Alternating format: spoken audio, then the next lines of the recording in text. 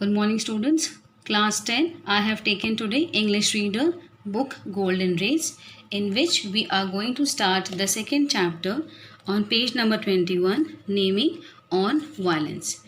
Before we start reading the chapter, let's know something about the author. ये article जिन्होंने लिखा है author, उनका नाम है J Krishnamurti. He was a reputed writer and an educationist. यानी ये एक बहुत ही रेप्यूटेड यानी बहुत फेमस और रिस्पेक्टफुल राइटर रहे हैं. And he has contribution you can see in the education field also at a large scale. Like Bertrand Russell, his mind was full of revolutionary ideas to change the old-fashioned world. जैसे और बहुत सारे authors हैं, यहाँ पे एक नाम दिया है बर्ट्रैंड रसल का. इन्हीं की तरह जे कृष्णमूर्ति के माइंड में भी काफ़ी रेवोल्यूशनरी आइडियाज़ थी. That means they wanted to change the old fashion world. There is a tinge of ethical values in his writings. यानी जितनी भी बुक्स इन्होंने लिखी है वहाँ पे कहीं ना कहीं आप ये फील करोगे that it has the ethical values. Ethicals होते हैं जो हम कहते हैं कि मॉरल प्रिंसिपल्स होते हैं. Okay, moral values. Tinge of ethical value का मतलब है यानी कलर. आप देखेंगे कि उनकी राइटिंग्स में जैसे हम माने कि हम कभी चैप्टर में कहीं कोई हाईलाइट कर रहे हैं, किसी कलर से कर रहे हैं. Okay, so that is like आप कुछ हाईलाइट कर रहे हो कलर पेन से. So similarly tinge of ethical values यानी इनकी राइटिंग्स में हमें एथिकल वैल्यूज़ के कलर्स देखने को मिलते हैं. His contribution in the field of education is remarkable.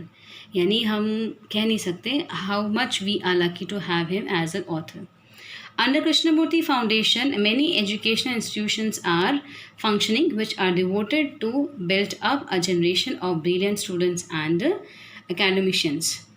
यानी इनकी जो फाउंडेशन, इनके नाम पे जो फाउंडेशंस बनी हैं, they are some education institutions जिनका मेन मोटिव या ऑब्जेक्टिव है टू डेवलप ऐसी जनरेशन को बिल्डअप करे जिसमें ब्रिलियंट स्टूडेंट्स हो और वो जो एकेडमिक सेक्शंस हैं यानी जो एजुकेशन है उसे एक लार्ज लेवल पे लेकर जाए, एक हाई लेवल पे लेकर जाए. अबाउट द टेक्स्ट यानी इस टेक्स्ट में जो उन्होंने ये आर्टिकल है इसमें क्या है. In the present article Krishnamurti points out the dangers of violence. यानी जो वायलेंस होता है उससे जो डेंजर है या होता है या उसके जो कॉन्सिक्वेंसेस होते हैं उसको पॉइंट आउट करके बताया है. Which is a matter of global concern. जैसे हम पोल्यूशन को ग्लोबल वार्मिंग के लिए we say that is a main cause of global warming. Similarly we can say that violence, अगर वायलेंस बहुत ज़्यादा हम सबके बीच रहा यानी ह्यूमन बीइंग के नेचर में अगर वायलेंस रहता है so it's a kind of danger और we can say it's a matter of global concern. यानी हमें इसके बारे में सोचना चाहिए. There is a need to develop a new culture inclusive of. अब हमें जो न्यू कल्चर डेवलप करना है उसमें क्या क्या इंक्लूड होना चाहिए. Inclusive is inclusive of love यानी प्यार होना चाहिए. पिटी यानी हमारे मन में दूसरों के प्रति दया का भाव हो. पेशेंस यानी किसी भी चीज़ में जल्दबाजी नहीं करना. And generosity having a kind nature और generous nature towards human beings और any kind of creature that lives on this earth. Education can be a good tool to curb violence. According to J Krishnamurti education जो है वो सबसे best tool हो सकता है to curb violence यानी ये जो वायलेंस है इसे कंट्रोल करने के लिए. Now let's move on to reading of the chapter. Page number 21. There is a great deal of violence in the world. There is physical violence and also inward violence. As we are seeing all around, great deal मतलब काफ़ी violence है world में. Now violence means किसी तरह का जो act जहाँ पे कोई forcefully कोई काम किया जाए that is violence. Physical violence as we know अगर physically कोई fight होती है that is physical violence. Inward violence जो है that means जो चीज़ हमारे अंदर चली जा रही है यानी बाहर से अंदर की तरफ जा रही है. इनर जो हमारा कह सकते हैं ना कि internal, eternal we can say as. Physical violence क्या होता है. It is to kill another, to hurt other people consciously मतलब आप नोइंगली यानी आपको पता है कि आप क्या कर रहे हो. आपका माइंड जो है वो कॉन्शियस है. डेलिबरेटली मीन्स आप इंटेंशनली, जानबूझकर, और विदाउट थॉट यानी बिना सोचे, टू से क्रूअल थिंग्स, बिना सोचे समझे किसी को कुछ भी कह देना, okay. Full of antagonism, antagonism का मतलब है कि किसी के प्रति अग्रेसिव, ऑपोजिशन का एक जो भाव है या नेचर हो हमारा, and hate, and inwardly inside the skin to dislike people, यानी हम अंदर, हमारे स्किन के अंदर का बताया है कि जो हमारी इनर थॉट्स हैं कि हम किसी को डिसलाइक करते हैं, to hate people, to criticise people, ये सारी चीज़ें जो हैं ये सब कुछ फिजिकल और ये इनवर्ड वायलेंस के एग्जाम्पल्स हैं। Inwardly we are always quarrelling, यानी अंदर से हम हमेशा क्वारलिंग यानी झगड़ा करना, battling, fight, not only with others but with our selves, यानी हम जो अंदर हमारी जो फाइट हो रही है, इनवर्ड वायलेंस जो हमने अभी समझा कि जो क्वारलिंग है या बैटलिंग है ना, ये ऐसा नहीं है कि हम सिर्फ दूसरों से कर रहे हैं, हमारे अंदर भी हमारी जो थॉट्स हैं, हमारा माइंड सेट है, उनके बीच में भी किसी तरह का ये इनवर्ड वायलेंस चलता रहता है। We want people to change, हम चाहते हैं कि लोग चेंज हो। We want to force them to our ways of thinking, हमारी थॉट ये रहती है कि हम अपने अकॉर्डिंग सबको सोचने के लिए मजबूर करें या फोर्स करें। नाउ यू कैन अंडरस्टैंड कि ये एक तरह का मॉरल प्रिंसिपल जो होता है कि violence is not good for the society, okay. So you can see कि जो कलर्स ऑफ एथिकल वैल्यूज़ हमने समझा कि इनकी राइटिंग में देखने को मिलते हैं। Let's move on. In the world as we grow up, we see a great deal of violence at all levels of human existence. यानी जहाँ भी human exist कर रहा है, जैसे जैसे हम बड़े हो रहे हैं, all around the world we can see कि बहुत सारा violence होता है। The ultimate violence, ultimate मतलब जो final यानी last stage होता है, वो होता है war, the killing for ideas, for so called religious principles, यानी आइडियाज़ को किल करना। अगर कोई नई आइडिया के साथ आता है, उसकी आइडिया को नज़रअंदाज करना या इग्नोर करना या अवॉइड करना, या हम कह सकते हैं कि हम अपने रिलीजियस प्रिंसिपल्स को बहुत ज़्यादा वैल्यू देकर बाकी जो कॉमन यानी जो प्रैक्टिकली पॉसिबल है उन चीज़ों को अवॉइड कर रहे हैं। नेशनल्स के नाम पे करते हैं कि हम अपने नेशन के लिए कर रहे हैं। The killing to preserve a little piece of land, छोटे से ज़मीन के टुकड़े के लिए जो लड़ाई होती है, किलिंग हो जाती है, फैमिलीज़ की भी डिस्प्यूट्स होती हैं।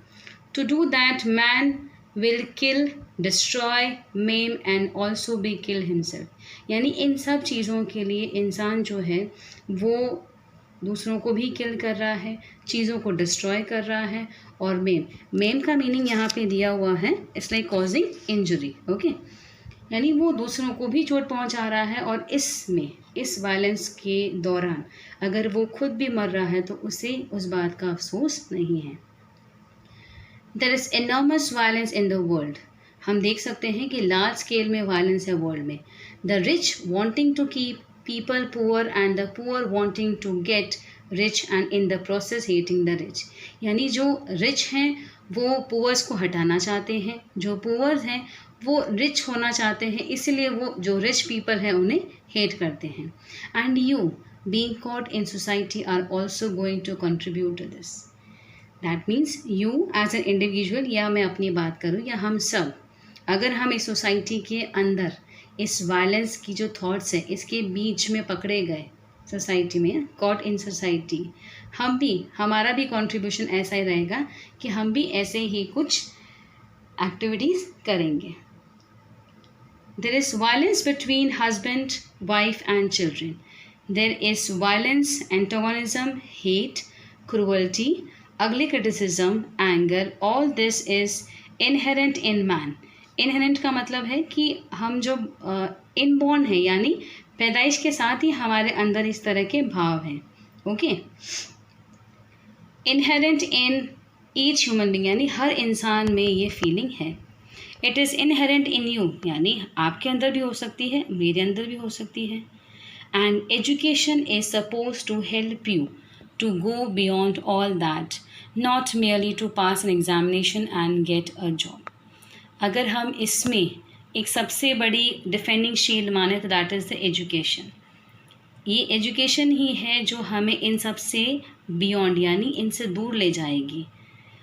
Education doesn't not only mean that we need to pass an examination, pass किया और जॉब मिल गया, that means it is education. No, you have to be educated so that you become a really beautiful, healthy, sane यानी sensible, rational, that is wise human being. Education का मतलब सिर्फ exam pass करके job मिलना ही नहीं है. It also means कि आपकी जो पर्सनालिटी है, जो दूसरों के सामने प्रेजेंट होती हैं, that's a reflection of the knowledge and education you are having. You have to be, अच्छा हमने ये रीड कर लिया. Rational, not a brutal man with a very clever brain who can argue and defend his brutality. That means हमें इन सब ये qualities हमारे अंदर होनी है, ना कि हमारा नेचर ऐसा ब्रूटल हो. ब्रूटल इज़ जो क्रूअल इंसान होता है, जो बुरी तरह से, मतलब उसका बिहेवियर बहुत ज़्यादा हार्श होता है, और उसका जो ब्रेन है वो इतना क्लेवर हो कि वो हर तरह के आर्ग्यूमेंट से अपने आप को डिफेंड कर ले, अपनी ब्रूटलिटी को डिफेंड करे. यानी जिस क्रूअल बिहेवियर से वो दूसरे ह्यूमन बींग्स या बाकी लिविंग क्रिएचर्स से डील करता है, उससे अपने आप को डिफेंड करे. You are going to face all this violence as you grow up. You will forget all that you have heard here and will be caught in the stream of society.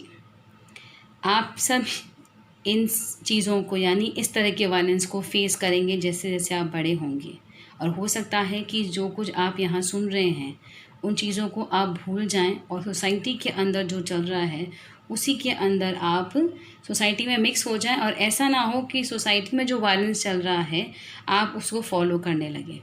You will become like the rest of the cruel, यानी जो बाकी लोग हैं जिनका behaviour है cruel, hard, bitter यानी कड़वा, angry, violent world, यानी आप भी उनकी तरह हो जाएंगे. And you will not help to bring about a new society, a new world, यानी आपकी तरफ से कोई ऐसी नई कोशिश नहीं होगी जिसमें आप एक न्यू सोसाइटी बिल्ड करें, एक न्यू वर्ल्ड बिल्ड करें जिसमें वायलेंस के लिए कोई भी जगह नहीं हो. I hope the explanation is clear. If not, let me know in the feedback. Today we'll end up here. Okay. Initially we'll go a bit slow so that I can get the idea. Hope you all are getting the chapter. As we have read this particular portion, we read about the author, we read about the text. Here is a glossary giving the word meanings. Just go through them.